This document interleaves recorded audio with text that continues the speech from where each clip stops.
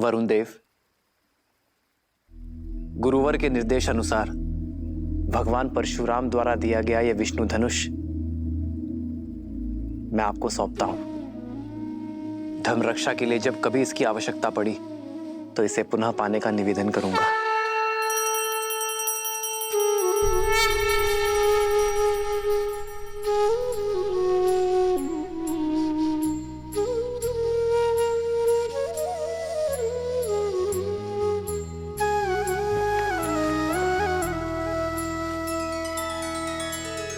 वरुण को सारंग सौंपा, शस्त्र से ना मोह है। लोभ शक्ति का नहीं, जनहित ही पावन योग है। पुरुषार्थ करके विजय पाना, पथ है सबसे पावनम। नर को ये संदेश देते, धनुष तज नारायणम।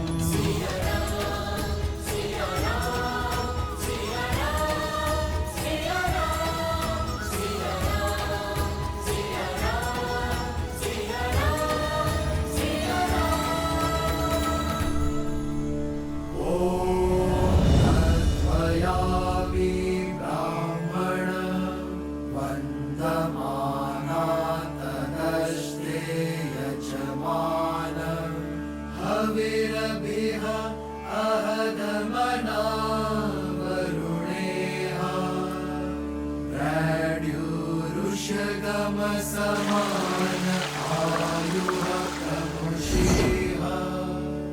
ॐ वरुणाय नमः। श्री रामचंद्र कृपालु भजुमन हरण भव भय दारुणम्। नव कंज लोचन कंज मुख कर कंज पद कंजारुणम्।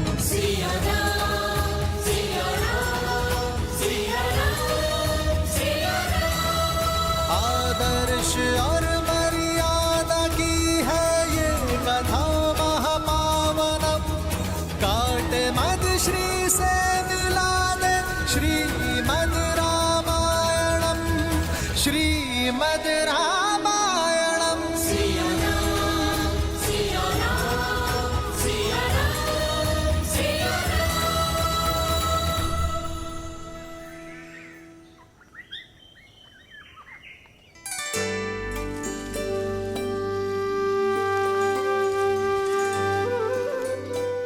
भैया,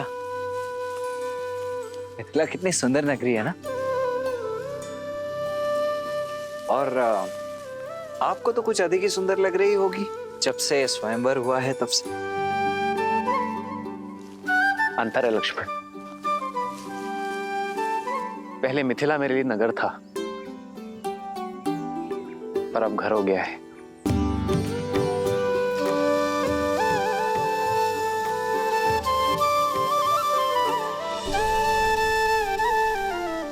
मैं माँ गौरी को धन्यवाद कहकर आता हूं लक्ष्मण। देवी सीता को पहली बार यही देखा था। जी भैया।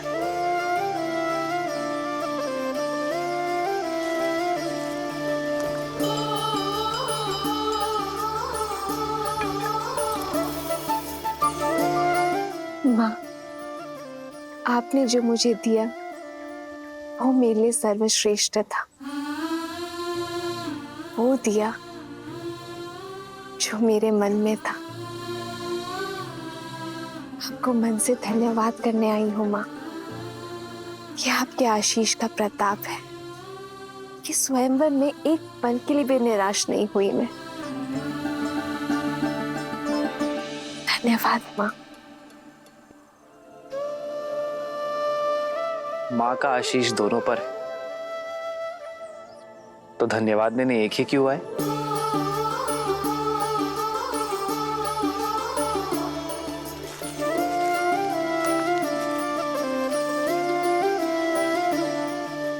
आपका धन्यवाद माँ। आपके और महादेव के प्रताप से मुझे सीता जैसी जीवन संगिनी मिली। सिया राम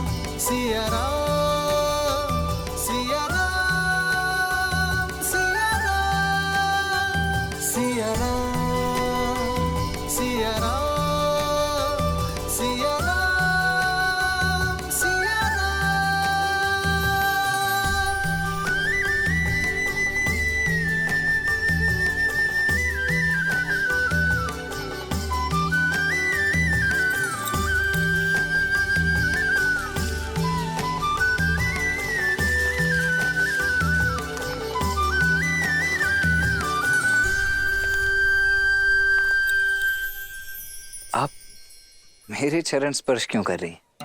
देखिए, मैं वो नहीं हूं जो आप समझ रही। वो तो मेरे ज्येष्ठ भैया राम हैं जिन्होंने धनुष उठाया था।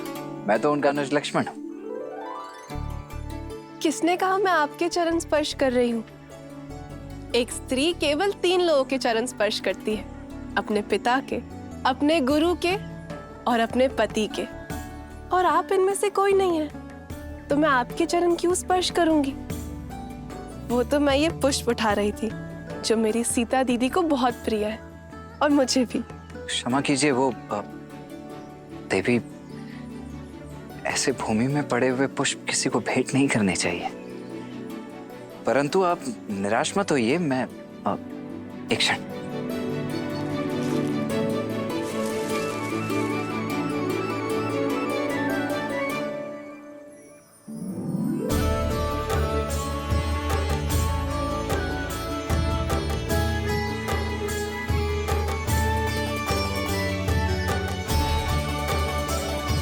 आपके लिए नहीं है, भाभी मां सीता के लिए।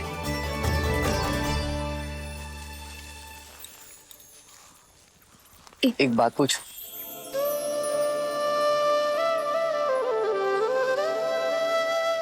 पहले आप। नहीं, स्त्री होने के नाते प्रथम अधिकार आपका है। जो आज्ञा। तो बताइए, प्रत्यंचा चढ़ाने आप सबसे अंत में क्यों आगे बढ़े? क्योंकि गुरुवर का आदेश था। पर जब कोई प्रत्यंचा नहीं चढ़ा पा रहा था तो मैंने आपके नेत्रों में चिंता नहीं देखी। क्योंकि माँ गौरी का आशीर्वाद था कि मुझे मेरे मन के ही स्वामी मिलेंगे। वरमाला के समय आपके नेत्रों में एक भाव था, जैसे आप जानती थी कि वरन हमारा ही होगा। क्योंकि आपकी विनम्रता और करुणा का संदेश आपकी मिथिला आने से पूर्व महादेव का संकेत बनकर पहुंच चुका था। यदि गुरुवर हमें मिथिला ना लेकर आते तो लाना पड़ता, क्योंकि भले ही वो ब्रह्म ऋषि है, पर महादेव के चयन और गौरी माँ के आशीर्वाद के आदेश के परे नहीं। बिना मुझे जाने मुझ पे इतना विश्वास? भूमि से उपजूं आर्य, एक झलक से समझ जाती हूँ कि किसके हृदय की भूमि में विश्वास का पौधा उपजेगा। महाबली लंकेश ने जब प्रयास किया था उस समय भी भय नहीं लगा आपको? नहीं, क्योंकि 8 वर्ष की आयु में मैंने वो धनुष उठा लिया था। भली भांति जानती थी कि उस धनुष को कोई बाहुबल से नहीं उठा सकता। पर उस राक्षस की आंखों में मैंने अपमान की लज्जा देखी, हार की खींच देखी। उसकी आंखों में मैंने अपने लिए एक कुलसित चाह देखी। क्या देवी उससे चिंतित है? अब नहीं, क्योंकि आप मेरे साथ हैं। विश्वास है कि जब तक आप मेरे साथ हैं कोई मेरा नष्ट नहीं कर सकता। आपका ये विश्वास इस राम को और दृढ़ बना रहा है देवी। मैं धन्य हुआ कि मुझे जीवन संगिनी नहीं, जीवन दर्शिनी मिली है।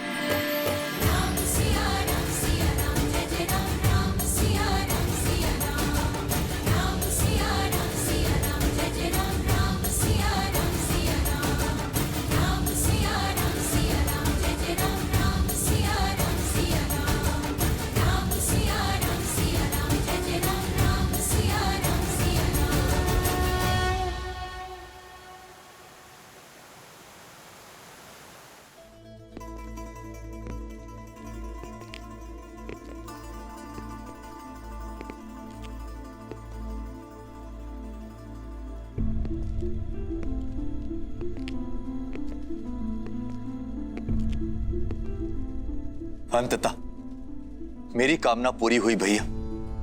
भगवान विष्णु की कृपा से आप सद्मार्ग की ओर बढ़ रहे हैं। अपने पापों के प्रायश्चित के लिए आपने जो संन्यास का निर्णय लिया है वो अति उत्तम है भैया। दुख तो केवल इस बात का है कि बहुत देर कर दी मैंने। कदाचित तुम्हारी बात पहले मान ली होती तो आज मेरे महादेव मुझसे रुष्ट ना होते। लंका को अब तुम जैसे सदाचारी राजा की आवश्यकता है। न्याय प्रियता से राज करना। भैया, यदि राज ही करना होता तो ब्रह्मदेव से संपूर्ण सृष्टि का राज्य मांग लेता, किंतु मुझे विष्णु भक्ति रहने दीजिए। और ये राज्य संभालने के लिए तो आपका महाप्रतापी पुत्र मेघनाथ है ना।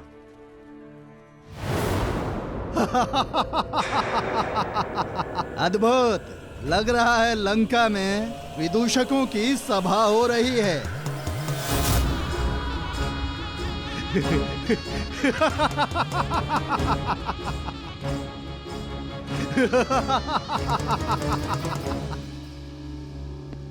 मुझे तो लगा था कि सिंहासन त्यागने की बात बोलकर इस भोली भाली शूर्पणखा को मूर्ख बनाया है, पर सत्य मेरे सामने है। कभी कल्पना भी नहीं की थी कि रावण को कभी सन्यासी वेश में देखूंगा। केवल वस्त्रों से नहीं, आत्मा से भी मैं संन्यास स्वीकार कर चुका हूं विद्युत जीवा। इसलिए विभीषण को राजा बनाकर राज्य के साथ साथ तुम्हारी बुद्धि ने भी संन्यास ले लिया है रावण। ये विष्णु भक्त केवल विष्णु के गुणों का गायन कर सकते हैं, राज्य संचालन नहीं। केवल मैं इस स्वर्ण सिंहासन योग्य हूं। सत्य है, बुद्धि कुंड हो गई मेरी। सबसे योग्य पात्र मेरे समक्ष है और मैं उसे पहचान नहीं पाया। चलो, दुर्घटना से देर भली। विद्युत जीवा, लंका का सिंहासन तुम्हारी प्रतीक्षा कर रहा है।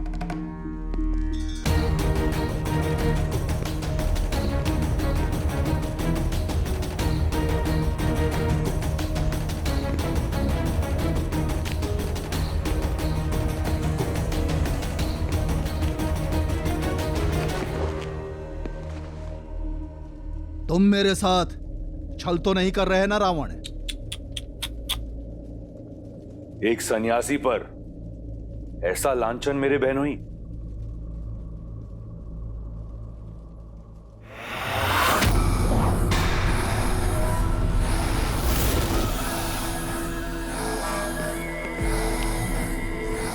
संन्यास की आड़ में मैंने तुम्हारा छल देख लिया है, पाखंडी रावण। अब तुम मेरा बल देखो। काल के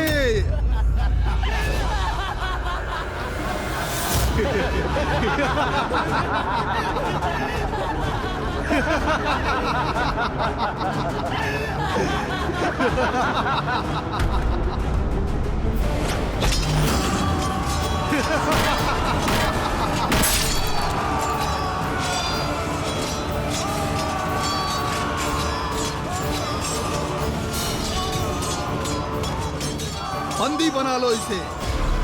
हमारे व्यू में फंस गया है ये दशानन। लंका मेरी, व्यू मेरा,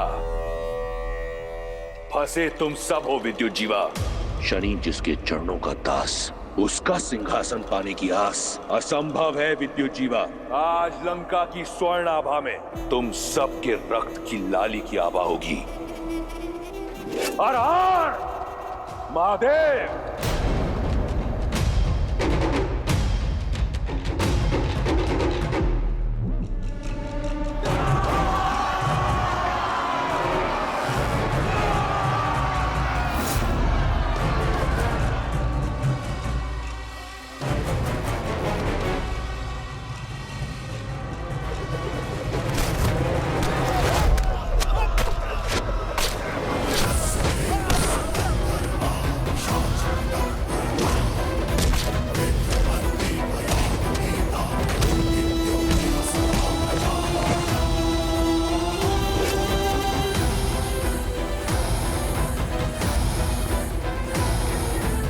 सुर्पणखा, सुर्पणखा मुझे बचा लो, मुझे बचा लो सुर्पणखा, बचा लो मुझे अपने भाई से।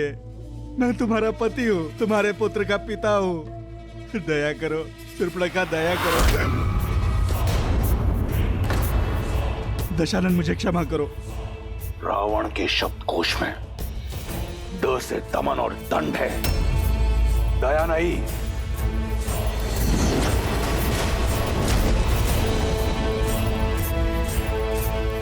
क्षमा दशानन, क्षमा कीजिए दशानन, ये केवल एक उपहास था। मेरी शक्ति का उपहास करने वाले को चंद्रहास उत्तर देती है।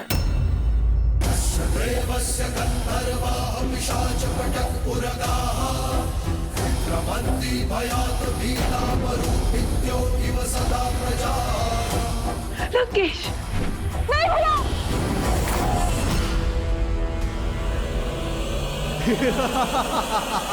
मुट्ठी भर दैत्य कालकेयों को मारकर स्वयं को सर्वशक्तिशाली समझ रहे हो मूर्ख दशानन। माया युद्ध के महारथी विद्युत जीवा से नहीं जीत सकते अब तुम। अपनी माया से जब चाहे पाताल लोक जाकर अनगिनत मायावी कालकेयों को ला सकता हूँ मैं।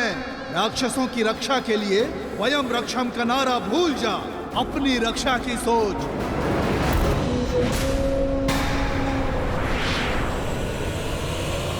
भैया, दशानन, दशानन।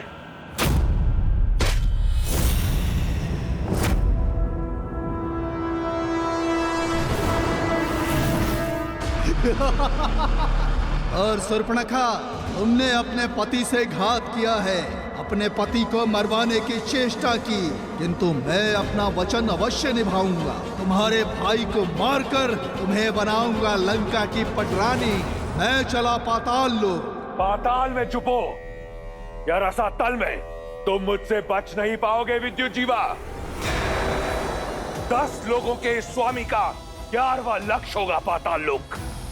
वहां जहां कहीं भी होगे तुम्हें ढूंढ कर निकालूंगा और फिर धीरे धीरे तुम्हारे प्राण हर लूंगा।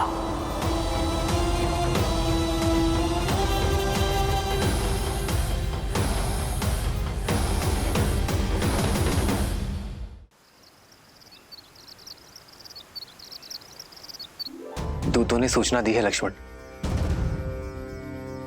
पिताश्री किसी भी क्षण आते ही होंगे। हमें देखकर पिताश्री कितने भावुक हो जाएंगे ना भैया। देखिए, कदाचित पिताश्री आ गए।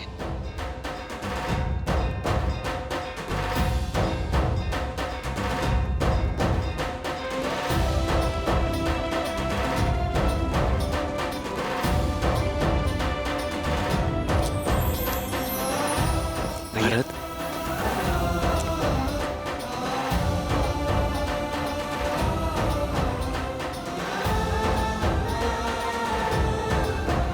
भरत,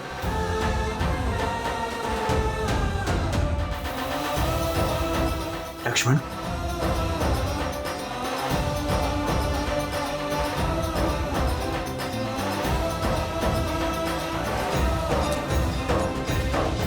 भरत, इतना शीघ्र? सूचना मिलते ही प्रतीक्षा ना कर सका भैया मैं। रात्रि विश्राम किए बिना ही आपसे भेंट करने चला आया।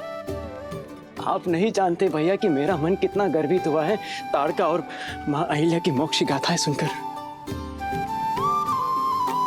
और अब अपने राम भैया के विवाह को देखकर हर्षित होऊंगा मैं।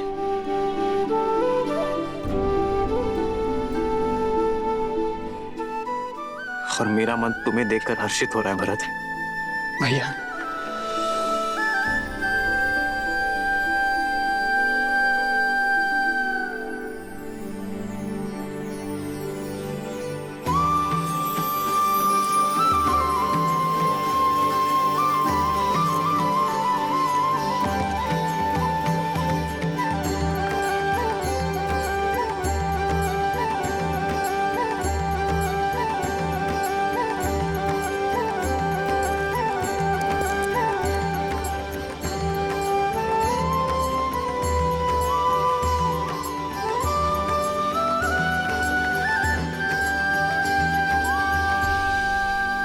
श्री राम और देवी सीता के विवाह की पावन बेला निकट आ गई है।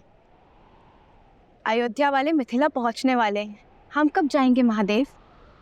लक्ष्मी नारायण के शुभ विवाह के साक्षी बनने।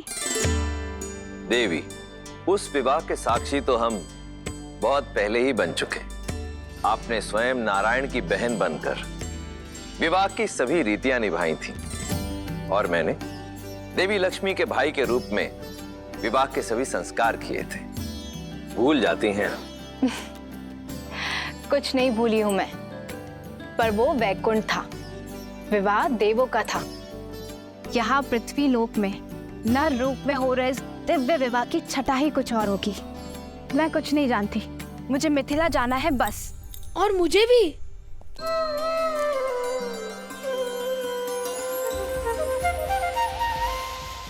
बड़े दिन हो गए, भरपेट स्वादिष्ट भोजन नहीं खाया। कैसी बात करते हो गणेश? हर पूजा अनुष्ठान में सबसे पहला भोग तुम्हें ही तो लगाया जाता है। उसे भोजन कहते हैं आप? मेरी दाल भी गीली नहीं होती उससे। मनुष्य बड़े छली है माता, भोग का नाम लेकर तनिक सा मेरी सूंड पर लगाते हैं और प्रसाद कहकर स्वयं डकार जाते हैं। पर यहाँ विवाह में साक्षात मन चाहा मन भरकर खाने का अवसर मिलेगा ना? देवी, हमारे पुत्र का कथन सर्वथा उचित है। तो ठीक है, हम सब चलेंगे श्री राम और सीता के विवाह में, परंतु मनुष्य रूप में। हमें भी इस विवाह का साक्षी बनना है प्रभु।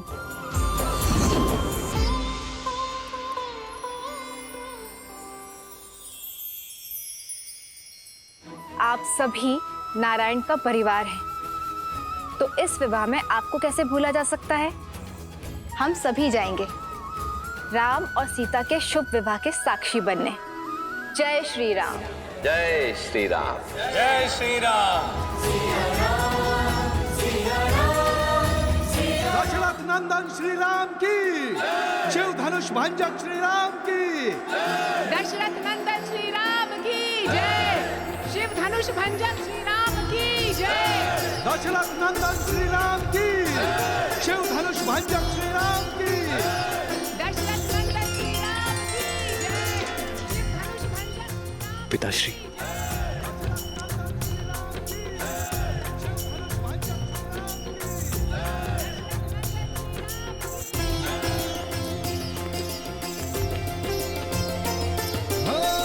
मंगल भवन अमंगल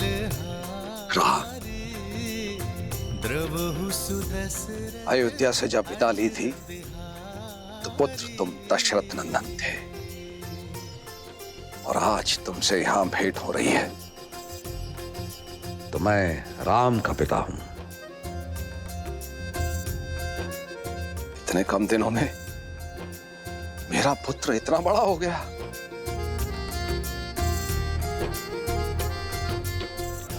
मेरा राम। आपकी चरणों की धूल के स्पर्श से ही ये सामर्थ्य पा सका हूं पिताश्री। इनका स्पर्श मुझसे आप भी नहीं छीन सकते।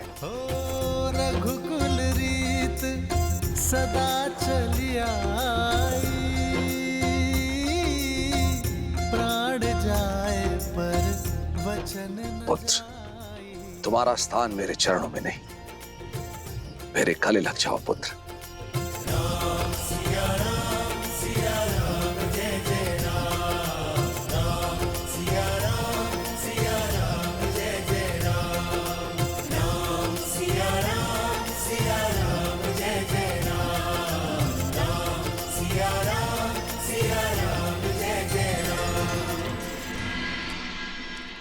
प्रणाम पिताश्री। पुत्र लक्ष्मण, आयुष्मान बाबा।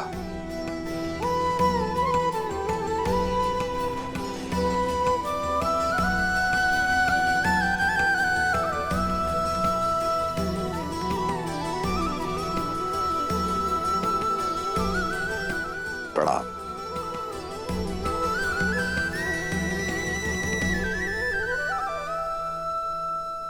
भूलोक पर कोई माया या दिव्य प्रदर्शन नहीं, अन्यथा हमारा भांडा फूट जाएगा और मेरा भोग छूट जाएगा। अब वेश परिवर्तन करें?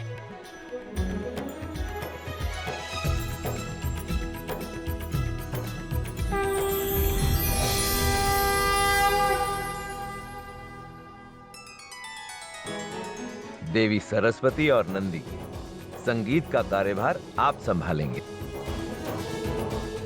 मैं वायुदेव, मैं विवाह का पंडाल बनाऊंगा। मैं अग्निदेव और मैं स्वादिष्ट भोजन का प्रबंध करूंगा। और मैं आपका सहायक बन जाता हूँ। भोजन जाएगा तो रसोई घर से बन के ही ना। उचित है, मैं इस समूह का मुखिया बनूं, त्रिलोकदर्शी साधु। और मैं आपकी सेविका।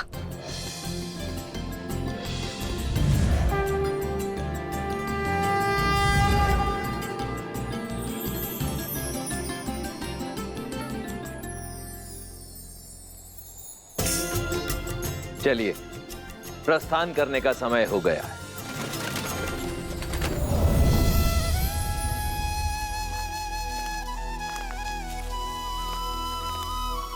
प्रभु, हम तो आपके ही पधारने की प्रतीक्षा में थे। हर कल्प और हर राम अवतार की भांति क्या इस बार भी मुझे आपका मार्गदर्शन करने का सौभाग्य प्राप्त होगा? काकभूषुंडी, आपको ये प्रश्न पूछने की कोई आवश्यकता ही नहीं, क्योंकि जो स्वयं मेरे प्रभु श्री राम की कई जीवन लीलाओं का साक्षी बना, उनसे अच्छा मेरा मार्गदर्शन भला और कौन कर सकता है? प्रभु, मार्ग तो मां सीता और प्रभु राम दिखा रहा है इस संसार को। प्रेम का मार्ग, त्याग का मार्ग और समर्पण का मार्ग।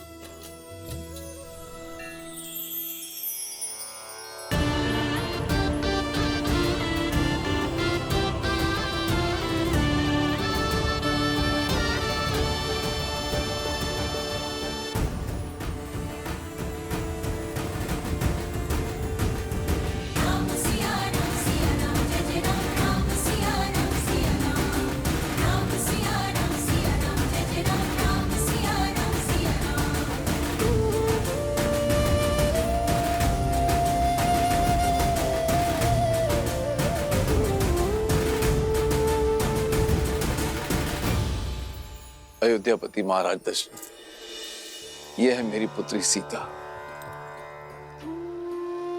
प्रणाम पिताश्री। सदा सौभाग्यवती भवा। और क्या आशीर्वाद दूं तुम्हें पुत्री। रूपशील हो, गुणवती हो, और सात्विकता तो तुम्हारे मुख पर है ही।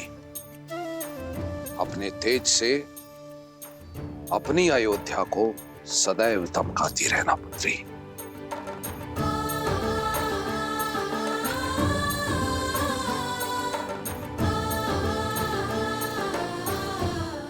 राम, तुमने गुरुओं से सीखी सारी योग्यता लगा दी है इस चैन में। विराजी,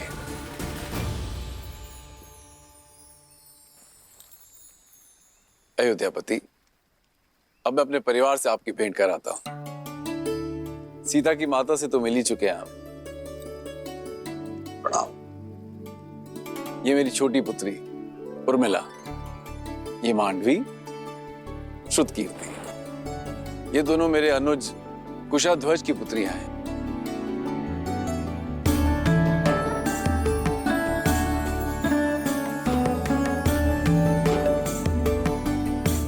महाराज, यदि आपको कोई आपत्ति ना हो तो क्या मैं आपसे एक प्रश्न पूछ सकता हूं? आचार्य, आप श्री राम के गुरु हैं, आपको अनुमति की आवश्यकता नहीं है।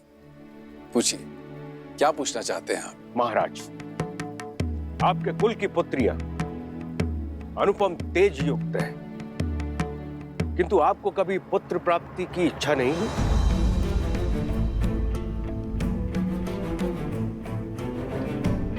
या फिर कभी इस बात का भय नहीं सताया कि आपकी मृत्यु के बाद आपको तर्पण कौन देगा, या फिर आपके लिए स्वर्ग का मार्ग कौन बनाएगा?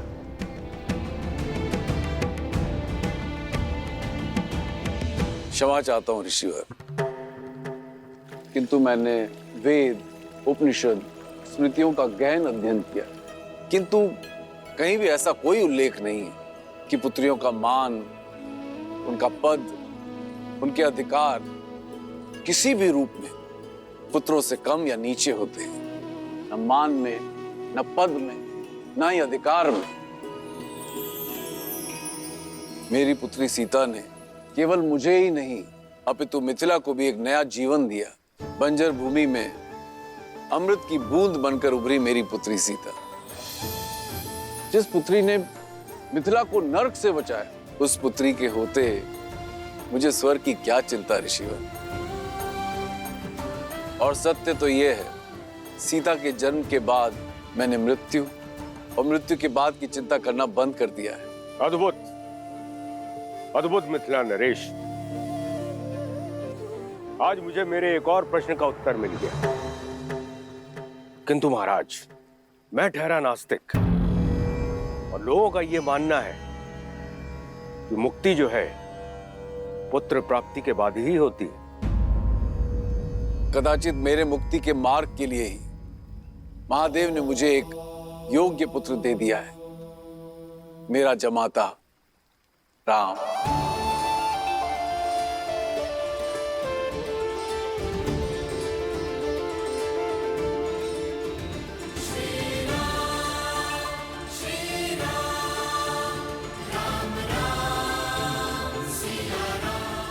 उचित कहा राजर्षि जनक। विवाह संबंध वर वधु के बीच ही नहीं, दो परिवार के बीच जुड़ता है।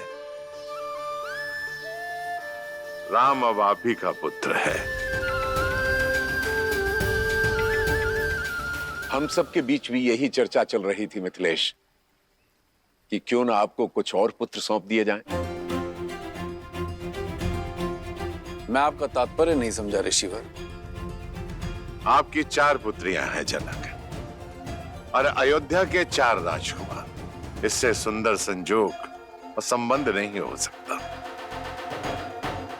लक्ष्मण और उर्मिला, भरत और मांडवी, शत्रुघ्न और श्रुतकीर्ति का मेल आयु और गुण के अनुसार उत्तम होगा।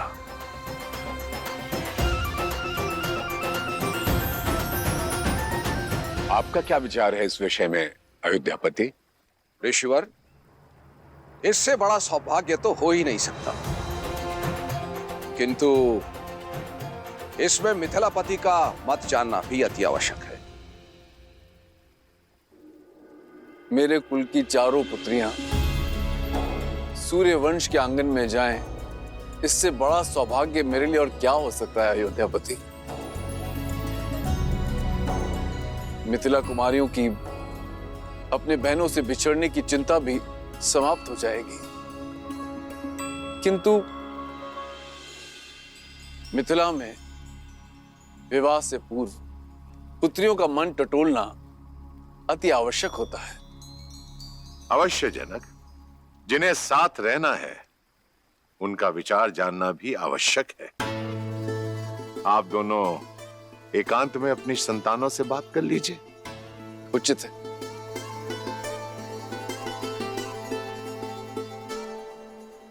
बोलो अनुज, प्रसन्न हो?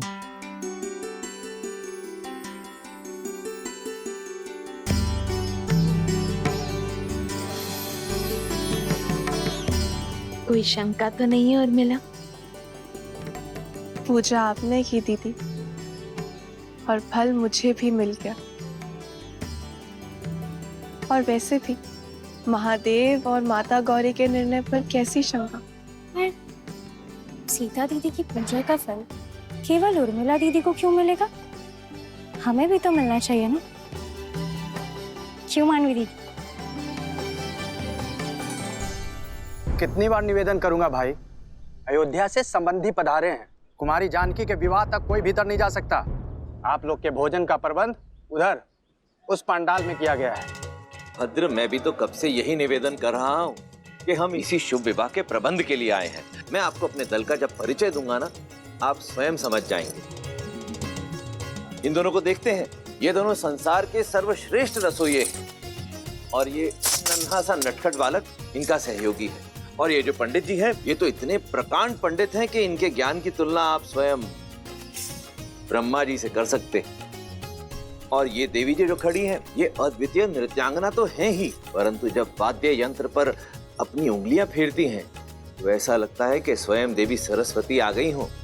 और मैं हूं इस दल का मुखिया राम आसरे, और ये हैं मेरी सहयोगी। अब हम भीतर जाएं? आओ। रुको, ये मिथिला का राजमहल है और विवाह राजकुमारी जानकी का।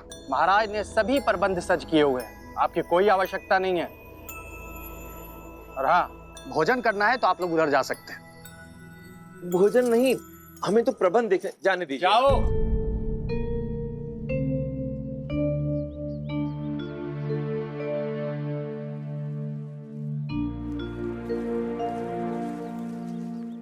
अब क्या करेंगे? प्रभु, मुझे आज्ञा दें। उचित है, आप जाइए। जी। मुझे भी आज्ञा दीजिए प्रभु। अब आपको किस बात की आज्ञा चाहिए? और कितनी देर प्रतीक्षा करें प्रभु? मैं अदृश्य बनकर वहां चला जाऊं? अदृश्य होना तो हमको भी आता है वायुदेव, पर दिव्य शक्ति प्रयोग नहीं करनी ना। गणेश, अदृश्य होकर बहना मेरा अधिकार है। और सबसे पहले भोग ग्रहण करना मेरा अधिकार है। मैं चलूं पिताजी? कोई कहीं नहीं जाएगा, सब यहीं प्रतीक्षा करेंगे। मैं कुछ सोचता हूं। जो भी सोचना है शीघ्रता से सोचिए, भूख से मेरा पेट दर्द कर रहा है। मेरा भी भूख के मारे जान जा रही है।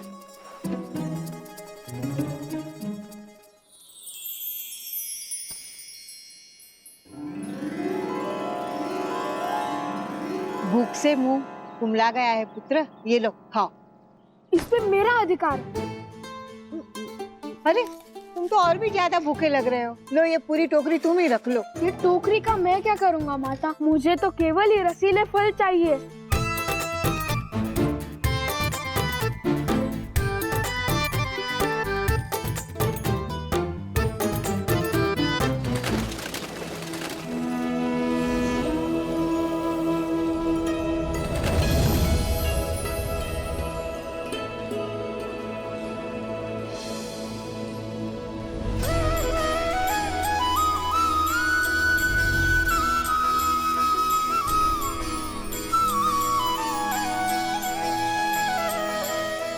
मिथिलापति,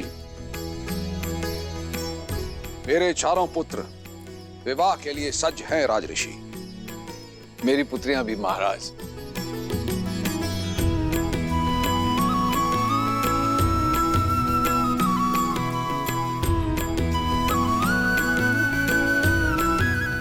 जी।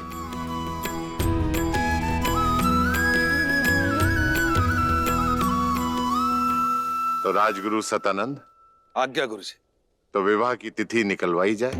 मैं शीघ्र अति शीघ्र संसार के इस पावन मंगल विवाह की तिथि निकालता हूं। रुको सदानंद,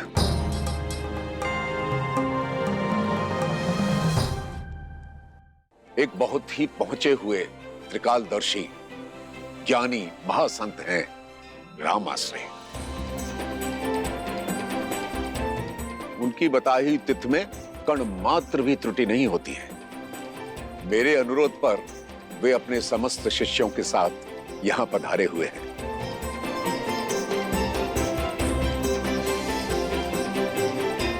मैं देख सकता हूं वो अपनी साथियों के साथ महल के द्वार पर प्रवेश कर चुके हैं।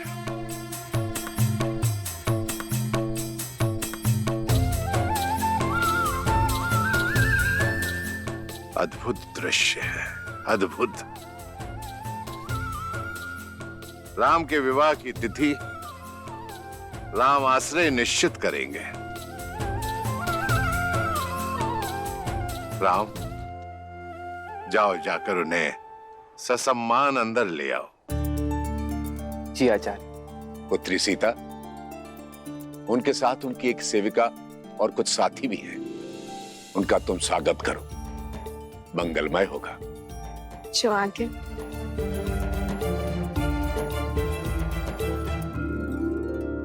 प्रभु, और कितनी प्रतीक्षा करनी पड़ेगी? अंदर जाने का अवसर कब प्राप्त होगा?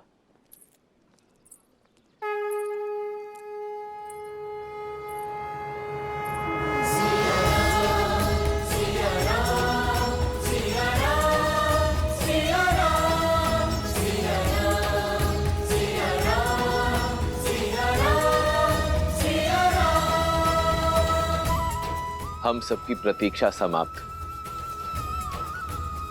क्योंकि हम सबका स्वागत करने के लिए स्वयं नारायण और देवी लक्ष्मी पधार रहे।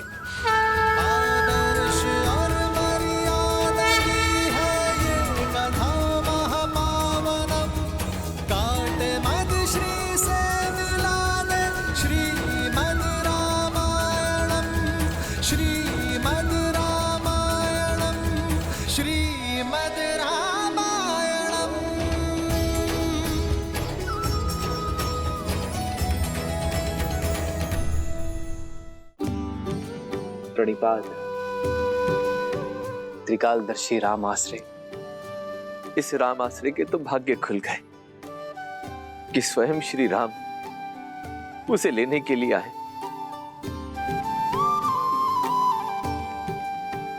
देवी गौरिका समेत आप सभी को सीता का प्रणाम।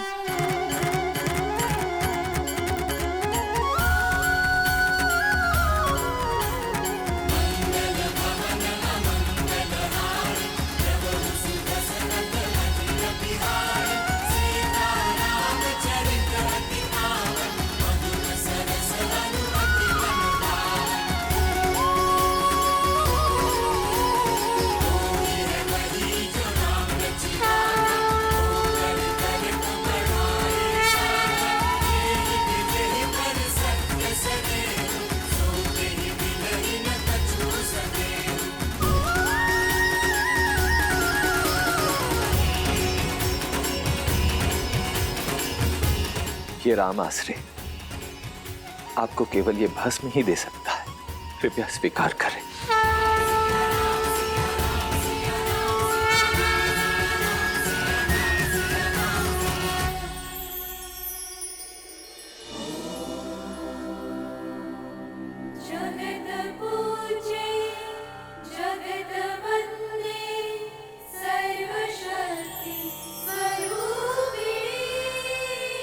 आइए।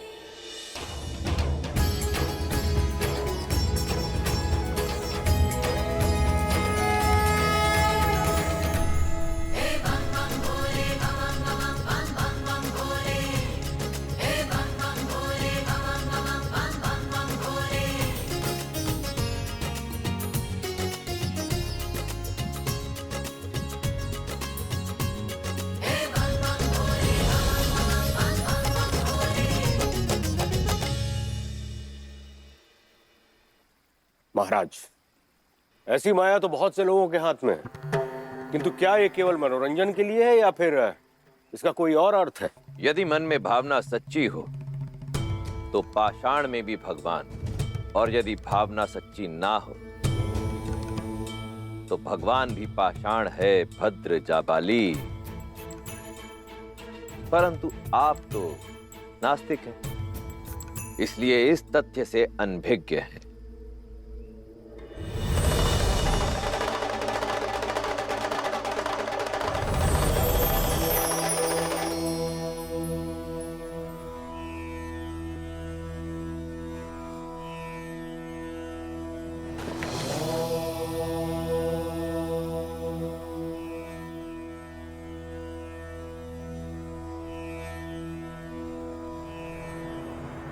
असंभव।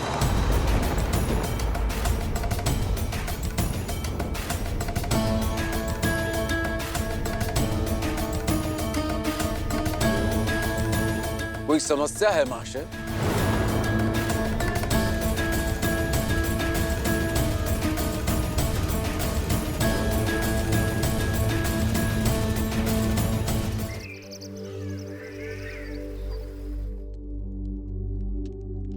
असंभव।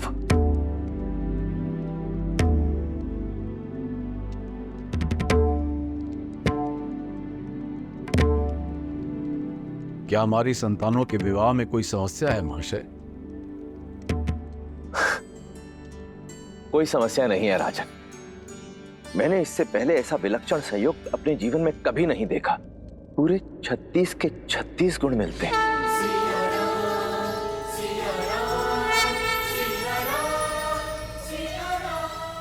ऐसा प्रतीत होता है जैसे देवी सीता और श्री राम का साथ जन्मों जन्मों का है।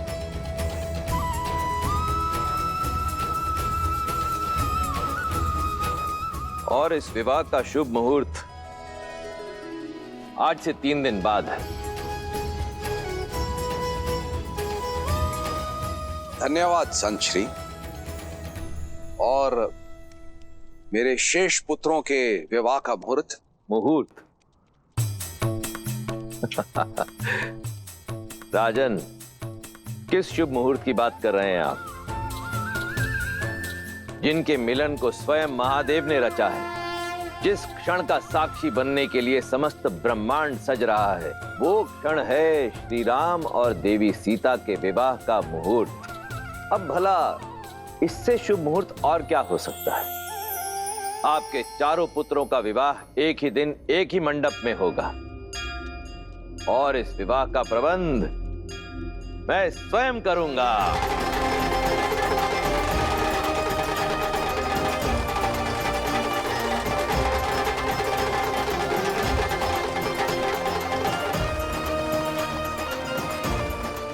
हम चारों भाइयों का विवाह एक ही दिन और एक ही मंडप में? भैया, शिवजी तो बड़े दयालु हैं।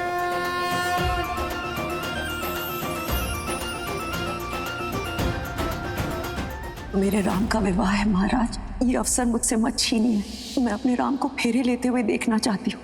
हमारे पुत्र भरत के विवाह में उसकी माता अवश्य उपस्थित होगी।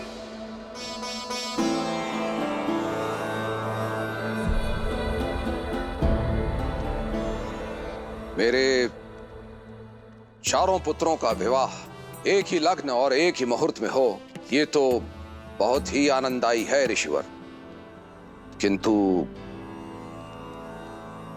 इस कारण मैं एक धर्म संकट में आ गया हूं।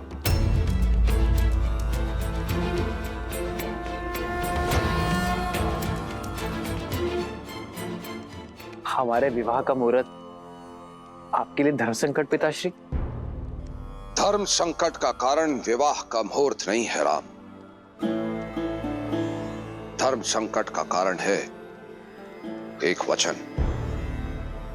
तुम्हारी माता कैकेयी तुम्हारे विवाह की साक्षी होना चाहती थी, किंतु अयोध्या की रक्षा के कर्तव्य हेतु मैं उन्हें विवाह के लिए नहीं ला पाया। और उनका मन रखने के लिए मैंने उन्हें वचन दिया, भरत के विवाह में भरत की माता अवश्य सम्मिलित होगी। किंतु अब यह कैसे संभव है? जब तक विवाह की सूचना अयोध्या पहुंचेगी, विवाह का मुहूर्त तो हो जाएगा। आपका वचन नहीं टूटेगा पिताश्री।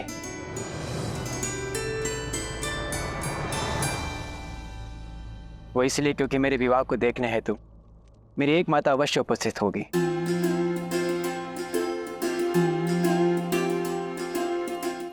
जिस क्षण राम भैया ने स्वयंवर जीतकर जनक नंदिनी को अपनी जीवन संगिनी माना, उसी क्षण मुझे भी एक माता और मिल गई।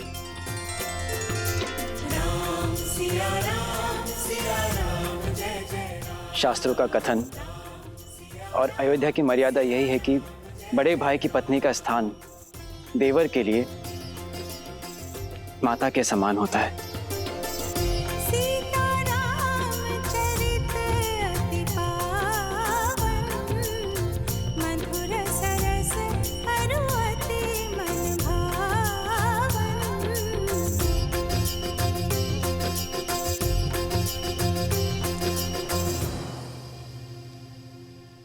और मेरी माता मेरे विवाह में ही नहीं, मेरे विवाह की चर्चा में भी उपस्थित थे। माता, भैया ने सदैव पिता का स्नेह और सुरक्षा तो दी ही है, क्या आप भी उसी प्रकार अपने इस पुत्र पर आशीर्वाद बनाए रखेंगे?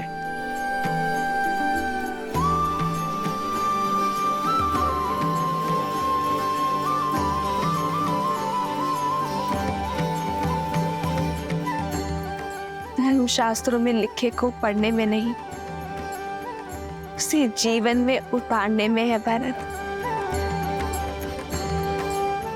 जितना पवित्र तुम्हारा मन है, उतना ही पवित्र और सुंदर संबंध दिया है तुमने आज मुझे।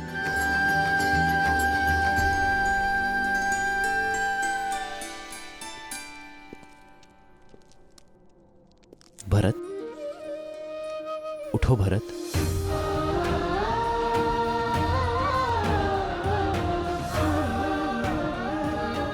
मेरे भाई जैसा भाई मिले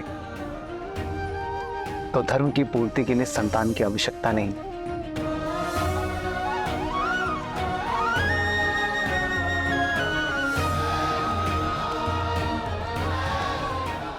शास्त्र तो यही कहते हैं कि माता अपने संतानों के बीच भेदभाव नहीं करती। क्या केवल आप भरत भैया को ही आशीर्वाद देंगे भाभी माँ, हमें नहीं?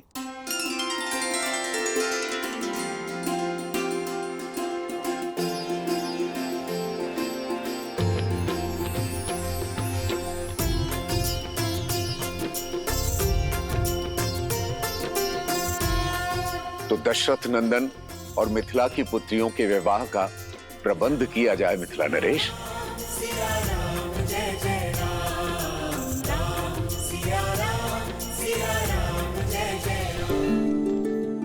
चिरंजीव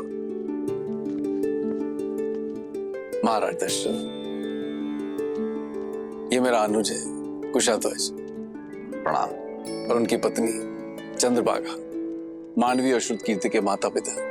जी, आपसे भेंट करके बहुत प्रसन्नता हुई। आपकी पुत्रियां बहुत गुणवान हैं।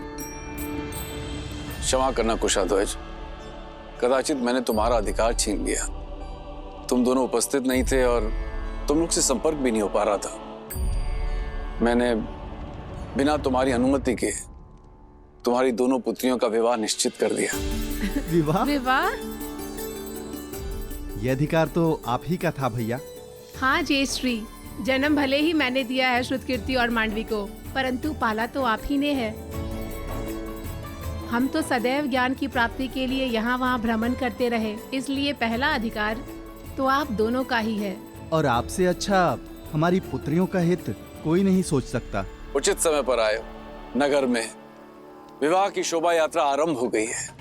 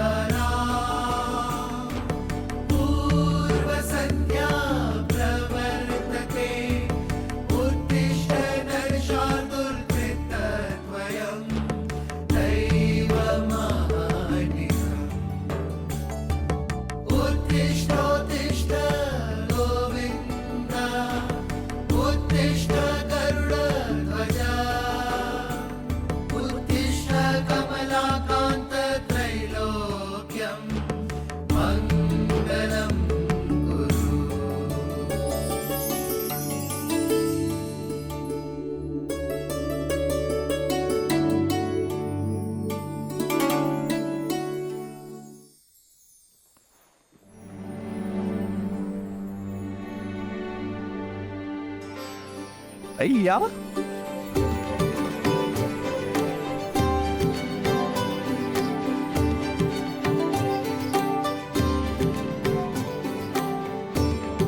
सज्ज हो जाइए भैया, आज से विवाह रीतियां आरंभ होने वाली हैं आपकी। जी हाँ भैया। केवल राम भैया की नहीं लक्ष्मण भैया, अब तो हम सब की होने वाली है। शुभ घड़ी तो है। इतने वर्षों से स्वतंत्र हमारा शत्रुघ्न इसी बंधन में तो बंधेगा।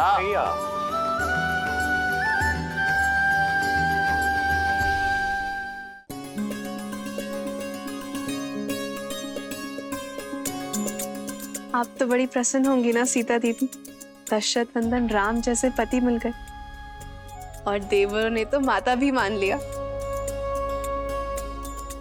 और वो देवर हमारे पति भी होंगे। उनके साथ साथ हमें भी तो सीता दीदी के चरण स्पर्श करने होंगे ना। तो क्या हुआ, अच्छा ही है ना।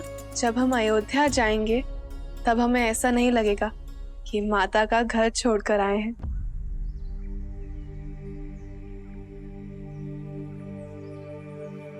क्या हुआ दीदी, आप अचानक गंभीर हो गई? माता पिताश्री का विचार आया। वर्षों तक हमें लाड से पाला और अब अचानक हम सब उन्हें छोड़कर चले जाएंगे।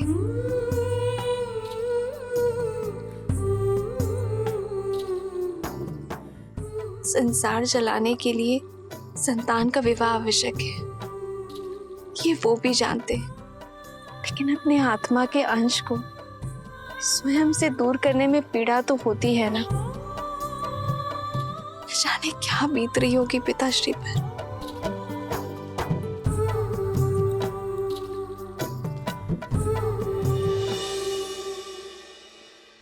पीड़ा तो है मन में,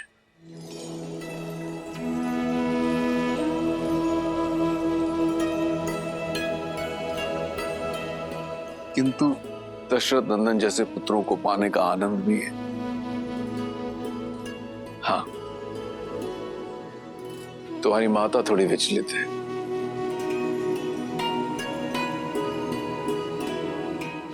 कहाँ एक पुत्री के विवाह की चिंता थी और कहाँ अकस्मात ही चारों पुत्रियां एक साथ विदा हो जाएंगी।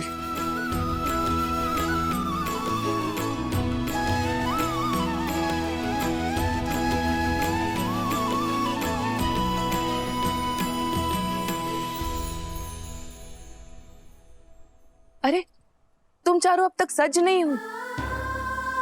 नदी से पावन माटी लाने जाना है और आप अब तक यही हैं। कितनी सारी तैयारियां करनी है, कितनी सारी रीतियां हैं। चलिए। माँ, हम सब सज हैं, बस आपको होना है। माँ, आप हमें बचपन में अपने साथ बिठाकर रंगोली सिखाती थी ना, आज फिर से करें।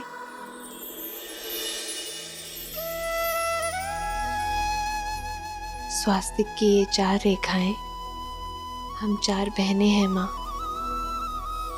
और ये भिन्न दिशाओं में जाती हुई रेखाएं हमारा होने वाला परिवार। रेखाएं चाहे कहीं भी चली जाए, लेकिन वो अपना केंद्र कभी नहीं छोड़ती। और हम चारों का केंद्र आप है माँ। हम चाहे कहीं भी चले जाएं, लेकिन आपकी दी गई शिक्षा, आपके दिए गए संस्कार हम कभी नहीं भूलेंगे।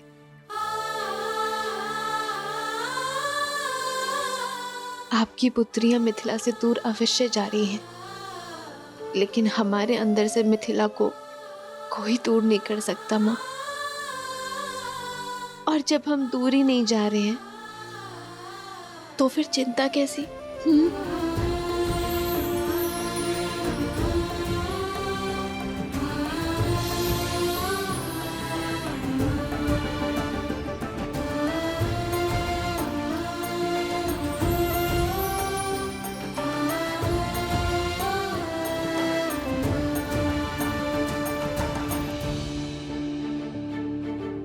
चलो नदी तट पर चलते हैं। मिथिला की महारानी के चारों जमाता वहां प्रतीक्षा कर रहे होंगे, और अगर विलम्ब हो गया ना तो महारानी बहुत डांटेगी। ओम भूर्भुवः स्वः तत्सवितुर्वरेण्यं भर्गो देवस्य धीमहि धियो यो नः प्रचोदयात्।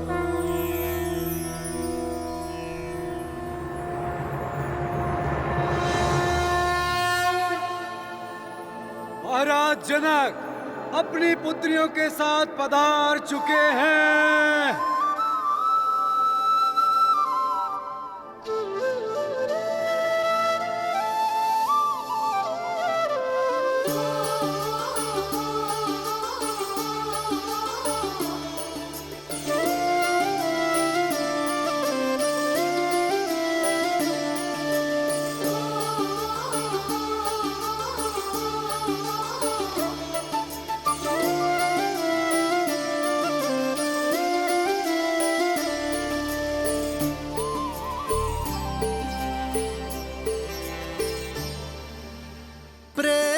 समर्पण करुणा ज्ञान से है भरा दो प्यारा नाम।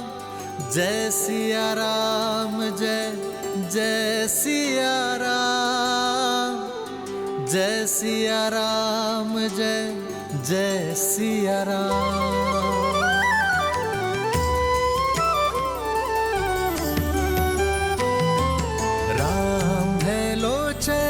सीता दृष्टि राम है बादल सीता वृष्टि। अब वर और वधू माँ गंगा का आह्वान कर नदी तल से पवित्र माटी को लेकर इस पात्र में भरेंगे। तत्पश्चात वर उसे वधू को सौंप देंगे।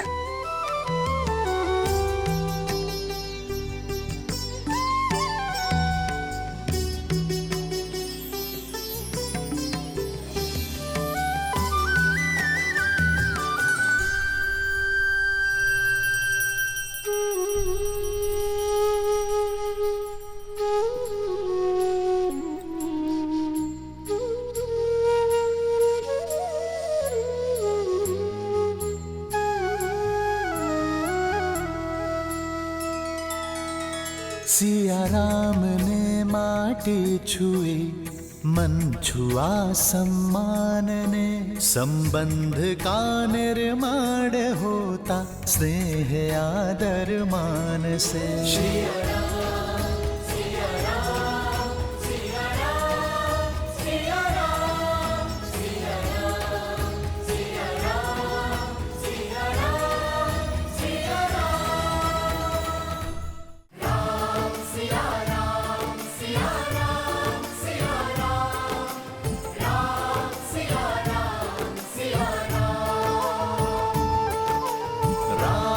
सिया राम सिया राम सिया राम, राम सिया राम सिया राम। नदी तल की माटी की भांति हमारा यह संबंध भी सदैव निश्चल रहेगा, मलिनता से परे, अपने हृदय की गहराई से। मैं सदैव आपको प्रेम और सम्मान दूंगा।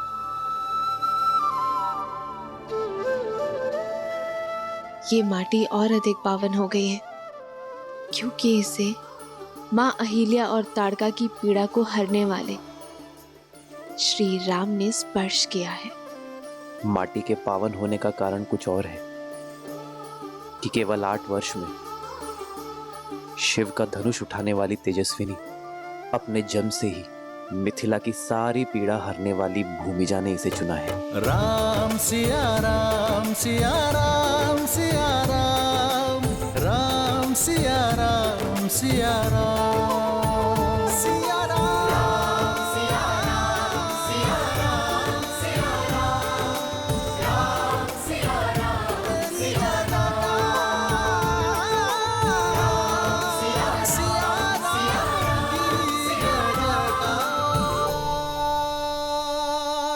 दशरथ पुत्रो, आगे आओ।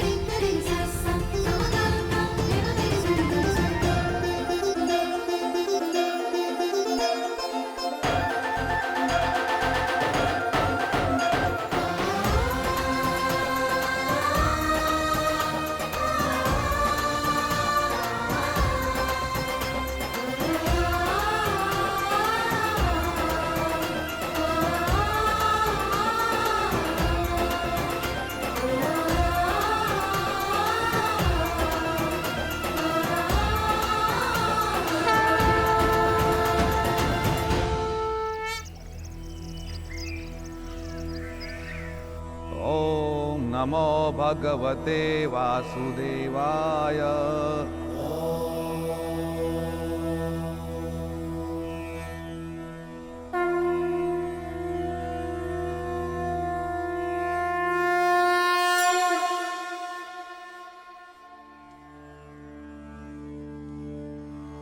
ततो ययौ रामपुरोगमैः शनैः शृगालमध्यदेवमाग्रहुदत्ततिः कात्यायनी महामाये महायोगिन्यधीश्वरी।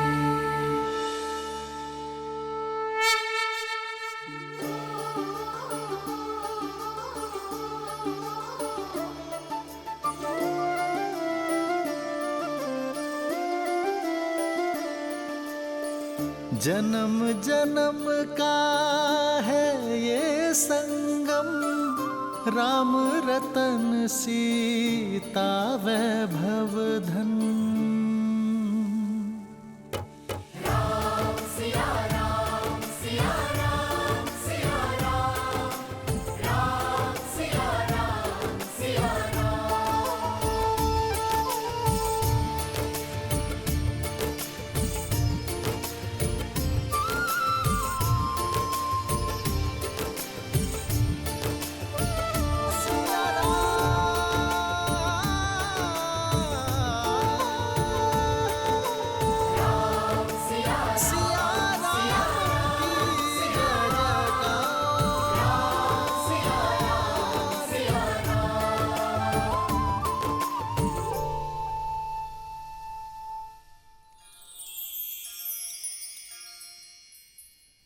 नदी के तल की माटी आधार है एक पवित्र संबंध का।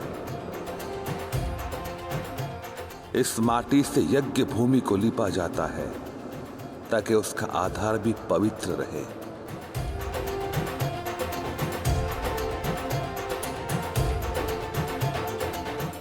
अब इस पवित्र आधार पर विश्वास और प्रयास के कठोर पाषाण रखने पड़ते हैं।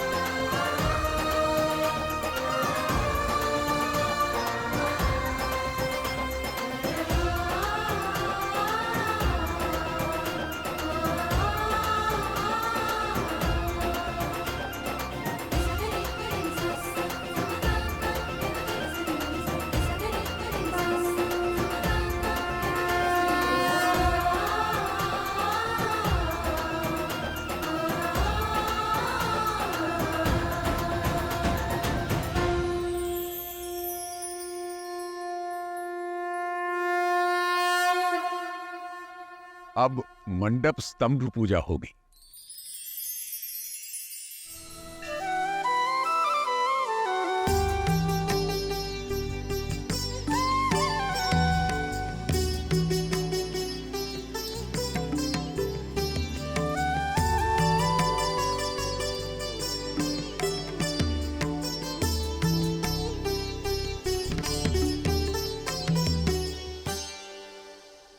कात्यायनी महामाये महायोगिन्यधीश्वरी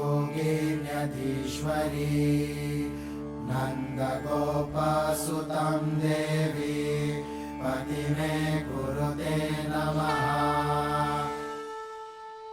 शत्रुघ्न, क्या तुम जानते हो कि विवाह मंडप में ये 4 स्तंभ क्यों लगाए जाते हैं वत्स? क्योंकि मंडप संतुलन बनाए रखने के लिए चारों स्तंभों का होना आवश्यक है गुरुदेव। तुम्हारा उत्तर तो व्यावहारिक है, परंतु इसका महत्व इससे और भी अधिक बड़ा है। राम, मेरे कथन का विस्तार करो वत्स। विवाह मंडप के 4 स्तंभ विश्व संचालन के आधार होते हैं। पहला और दूसरा स्तंभ पति पत्नी का होता है।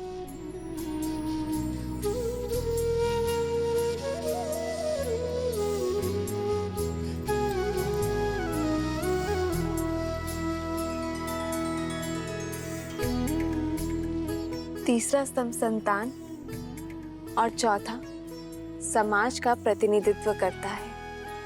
जब ये चारों स्तंभ संतुलित हो तभी संसार प्रगति कर पाता है।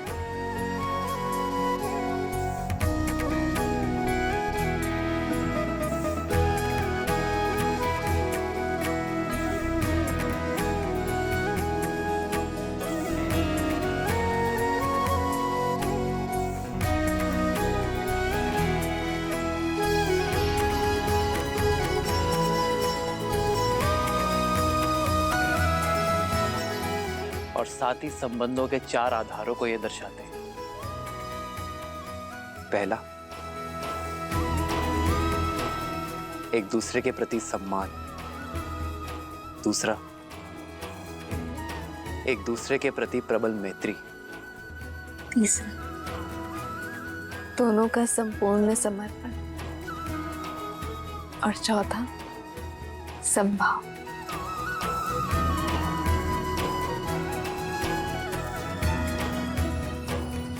नए संबंध में ये चारों भाव बने रहें, इसीलिए मंडप में ये 4 स्तंभ होते हैं।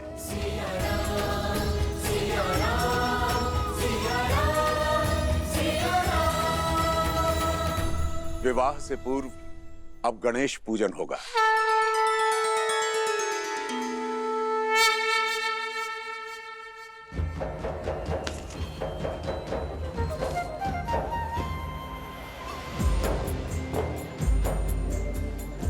शीघ्रता दिखाइए। निमंत्रण आने वाला श्री गणेश।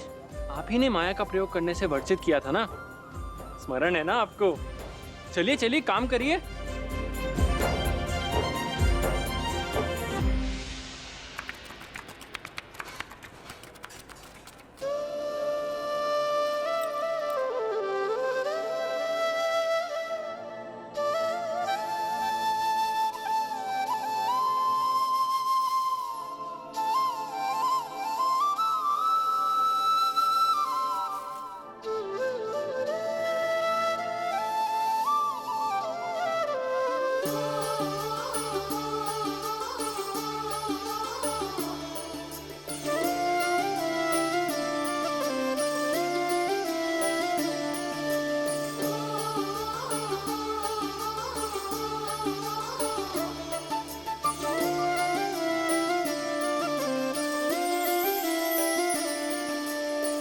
जन्म जन्म का है ये संगम, राम रतन सीता वैभव धन। एक है पौरुष एक समर्पण, एक है रूप तो दूजा दर्पण। राम है लोचन सीता दृष्टि, सीता वृष्टि। राम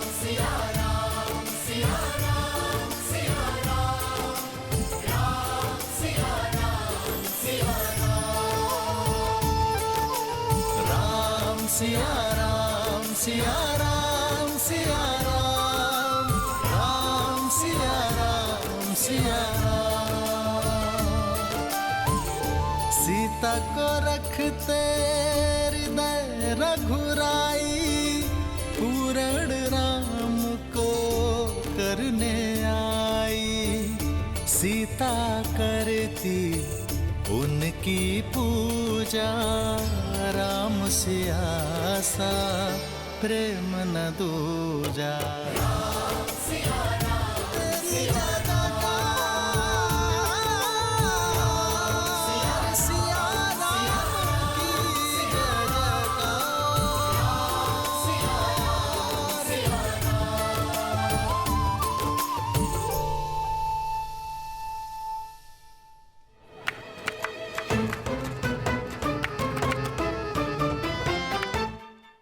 श्री गणेश साक्षात रिद्धि सिद्धि के स्वामी है, शुभता के प्रतीक।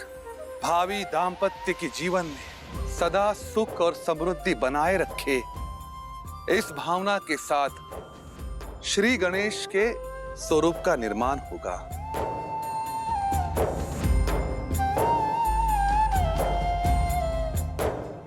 पुत्री सीता, राम, मेरे साथ बोलिए, हे गजानना। हे गजानन, जीवन के पथ पे हम दोनों को एक साथ चलना है।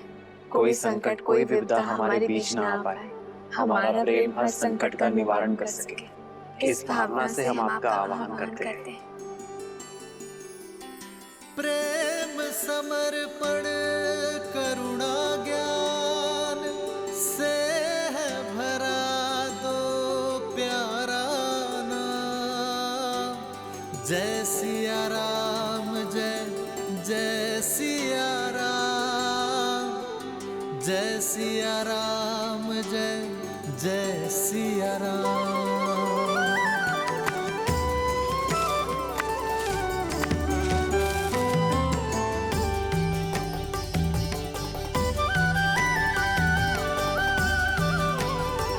सिया राम सिया राम सिया राम सिया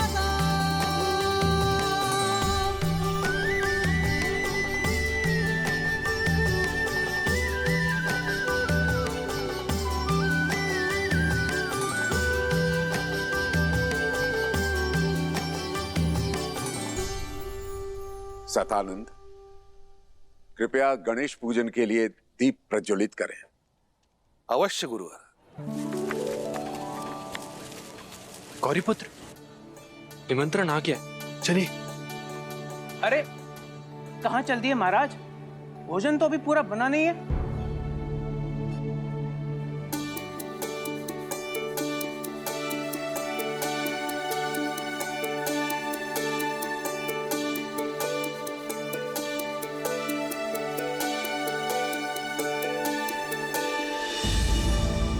ये दीप प्रज्वलित क्यों नहीं हो रहे?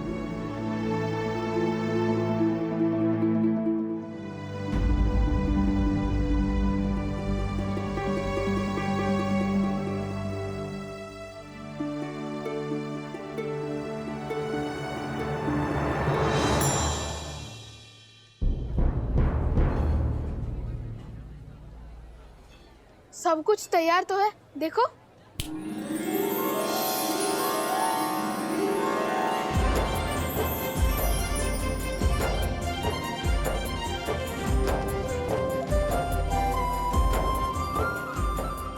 प्रभु, आपने माया का प्रयोग क्यों किया? मैंने सबको वर्जित किया था, स्वयं को नहीं। अद्भुत, परंतु प्रथम तो मैं ही आऊंगा।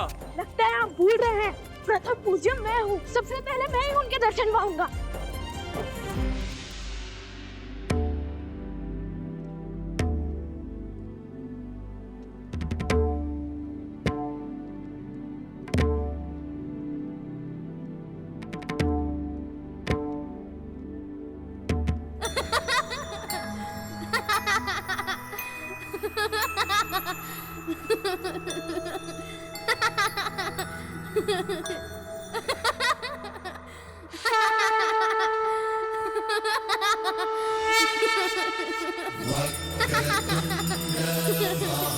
महाकाय सूर्यकोटि समप्रभा निर्विघ्नं कुरु मे देव सर्वकार्येषु सर्वदा सर्वमङ्गलमाङ्गल्ये शिवे सर्वार्थसाधिके शरण्ये त्र्यम्बके गौरी नारायणी नमोस्तुते नारायणी नमोस्तुते नारायणी नमोस्तुते। ये लीजिए मेरा प्रिय।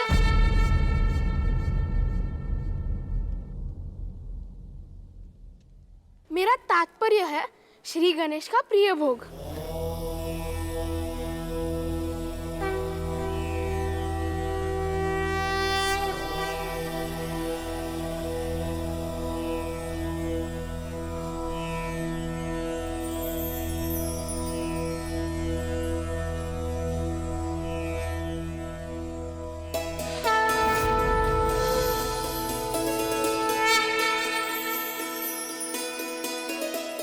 श्री गणेश की कृपा से दीप प्रज्वलित हो गए।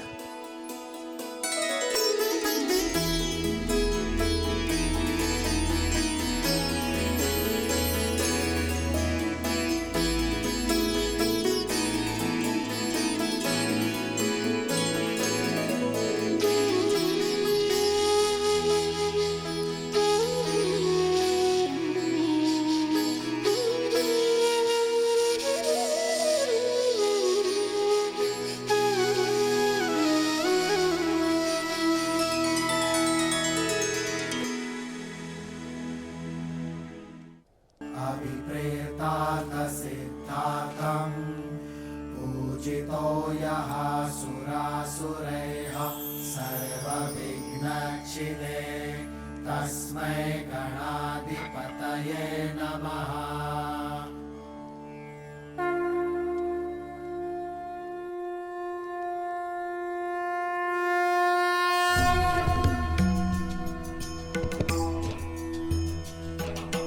वक्रतुण्ड महाकाय सूर्यकोटि समप्रभ निर्विघ्नं कुरु मे देव सर्वकार्येषु सर्वदा सर्वकार्येषु सर्वदा।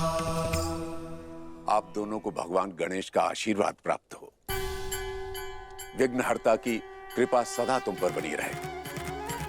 जीवन पथ पर तुम दोनों साथ साथ चलो, एक सांस बनकर चलो।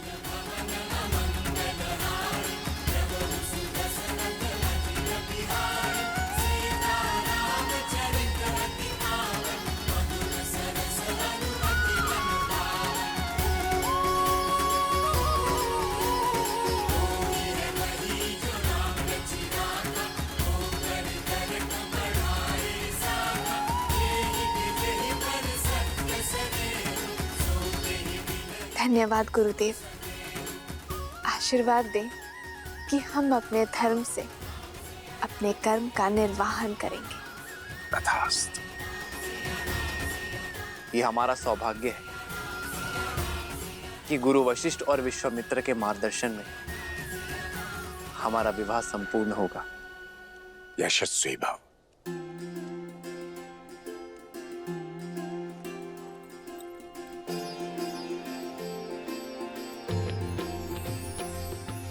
आयुष्मान भव।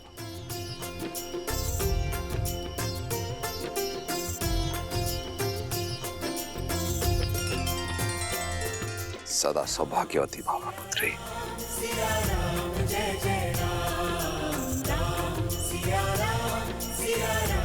और आप सभी का और हमारे विवाह समारोह में सम्मिलित होने के लिए आप सबको कोटि कोटि आभार।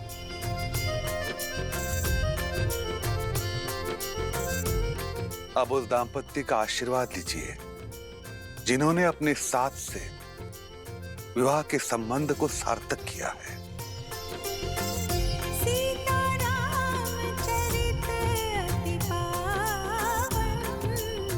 मधुर सरस अरुअति मन भावन।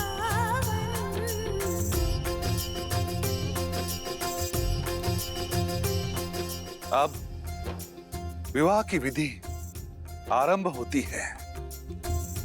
आपके संबंध में विशुद्ध प्रेम और विशुद्ध कर्तव्य का संगम हो।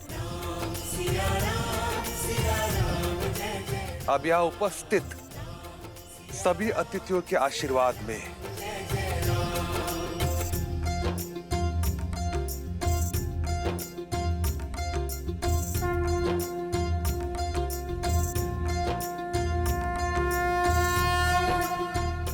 स्वस्ति स्वस्ति स्वस्ति।